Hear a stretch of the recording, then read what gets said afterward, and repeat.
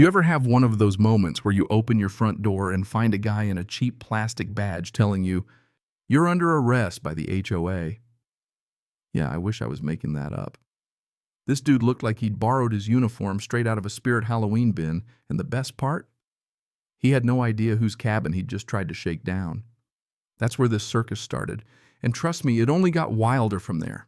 If you think your HOA has ever lost its mind, wait till you hear about the one that brought out fake cops and dollar store handcuffs. Stick around and maybe drop a comment if you've ever seen your neighborhood go full lunatic. So here's how it went down. About 3 weeks back, I bought myself a slice of paradise up in Pine Ridge, a little mountain community tucked away 2 hours outside Denver. I'd spent the last 20 years as one of Colorado's more notorious attorneys, chasing crooks and stress in equal measure. But finally, I was ready to hang it up. No more courtrooms, no more last-minute filings, just quiet mornings, a wood stove, and my late wife's old dog curled up by the fire. But by day 3, paradise turned into a clipboard war zone. The cabin was everything I'd wanted: rustic woodstone fireplace, a view that could cure a migraine. I played my cards close, told the neighbors I was retired, left out the courtroom stories.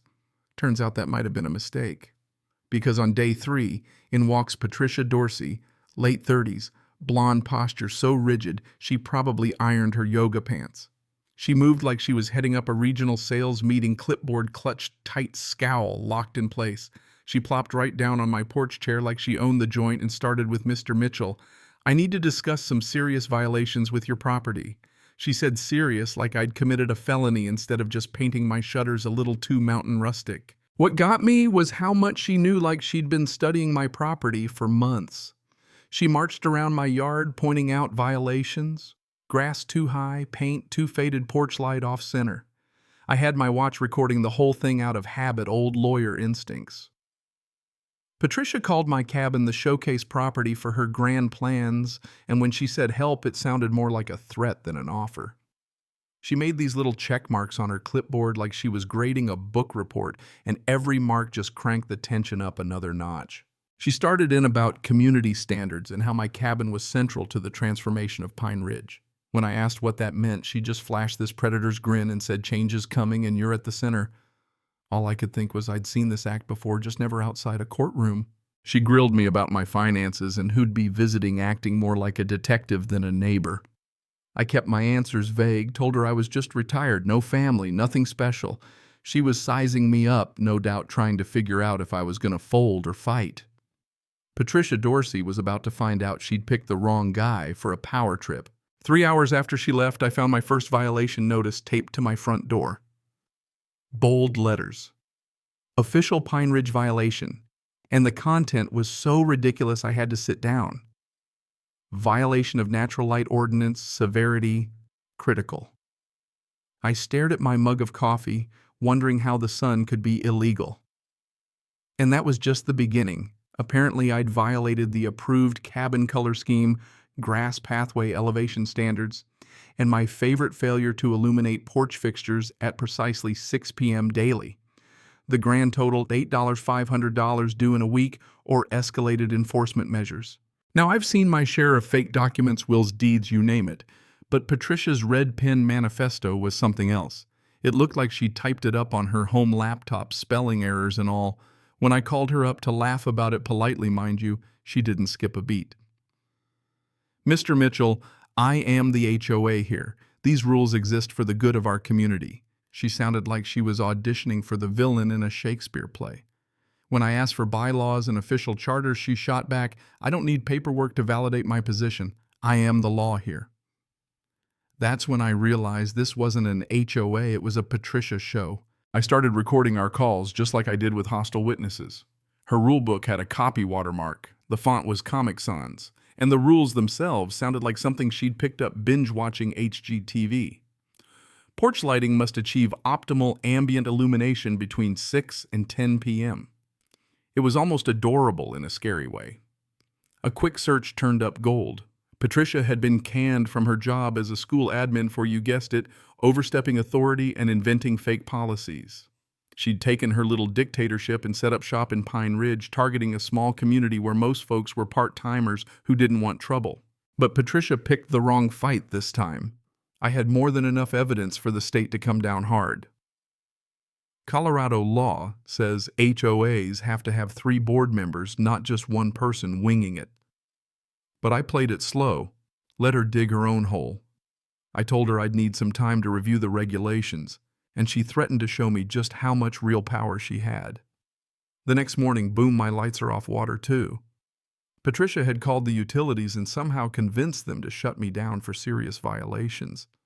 You'd think the electric company would double-check before leaving a guy to freeze in the Colorado winter, but no, her phone manner was enough. So there I was, brushing my teeth with melted snow and cooking over the fireplace. My cabin turned into a pioneer survival experiment. If Patricia thought she'd drive me out, she had no idea how stubborn I could be, especially with my wife's picture on the mantel reminding me why I came up here in the first place. Every day without power, I gathered more evidence. On day 3, Patricia sent me a text at 11 p.m. "Weather's getting cold out there, Mr. Mitchell. You'll be leaving soon enough." With a frozen face emoji. That's how seriously she took her legal threats. But for me, that was the smoking gun direct evidence of harassment and intent. Day 4, I called the sheriff's department, fraud, harassment, extortion, you name it. They listened, then told me it was a neighbor issue, not their jurisdiction. Never mind the fake documents, illegal shutoffs, the whole criminal circus, apparently. That's just neighborly disagreement.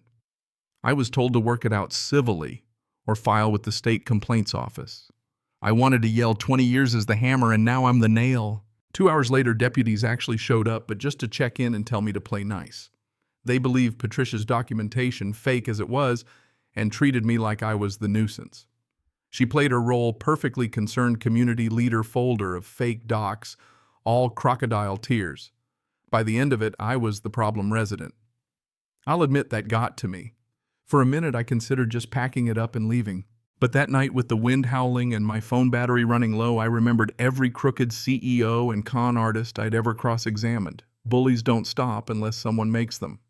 So I dug into her paperwork, started building my case, and waited for the next shoe to drop. Day 7. Just as I'm running out of firewood, I hear a car door. I look outside. Cop car in the drive, but the officer walking up has a badge that's crooked, a belt that looks like it's from a kid's cowboy set, and a last name I recognize, Dorsey. Tommy Dorsey, probably 30, sweating through his cheap uniform. "I'm Officer Dorsey. I have a warrant for your arrest." He fumbles through his script, can't produce ID. His warrant is printed in Times New Roman. I offer him coffee. Real criminals don't serve drinks to their arresting officers, and start recording. It's a masterclass in fake policing. He can't answer basic questions, refers to mom, dispatch, and points to a rental car with half-peeled decals. The second he slips and calls Patricia mom, I know I've got them. He's just a pawn in her scam, clearly terrified of her, and the poor kid is shaking so bad he almost drops the cuffs.